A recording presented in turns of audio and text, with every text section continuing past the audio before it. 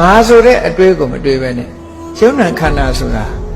ဘဝတစ်ခုဆိုတာအဆုံးသတ်မှကြည့်ပဲငါလည်းမရှိဘူးငါဟာလည်းမရှိဘူးသူ့တဘာဝအတိုင်းသူဖြစ်တာ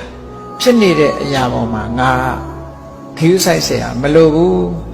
ငါခရူးဆိုင်ရမှာကဘာလဲလို့ဆိုရင်ငါရဲ့တဏ္ဍာမှာရှိတဲ့တတိတရားတွေဝီရိယတရားတွေပညာတရားတွေထက်သန်အောင်ခရူးဆိုင်ရမှာလို့ဒီလိုအတွေးမျိုးနဲ့တွေးလို့ရှိရင်လေဒါဓမ္မကိုဖော်ပြတယ်လို့ဒီလိုဆိုရတော့အဲ့ဒါလို့မဟုတ်ဘူးဆိုလို့ရှိရင်တော့ခုနကအမြဲတမ်းကြောက်เสียကောင်းတဲ့အခြေအနေမျိုးတွေနဲ့ကြုံရတတ်တယ်တခါတရံဘဝဆိုတာအမြဲတမ်းကြောက်เสียကောင်းတတိကောင်းကောင်းနဲ့အေးချမ်းချမ်းနဲ့တည်သွားတဲ့ပုဂ္ဂိုလ်မျိုးတွေမရှိဘူးလားရှိတယ်တရားလေးနှလုံးသွင်းပြီးတော့အေးချမ်းချမ်းနဲ့တည်သွားတဲ့ပုဂ္ဂိုလ်တွေလည်းရှိတယ်သို့တော့တခါတရံကြလို့ရှင်တတိတွေလက်လွတ်ဖြစ်ပြီးတော့တည်သွားတဲ့ပုဂ္ဂိုလ်တွေရှိတယ်စကိုင်းတောင်ရိုးမှာဆိုလို့ရှင်ဆရာတော်တစ်ပါး2 နှစ်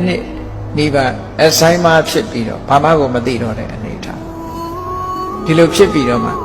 နောက်ဆုံးဘဝတစ်ခုဆုံးသတ်သွားတယ်ဘဝဆိုတာဘယ်လိုမှပြောလို့မရ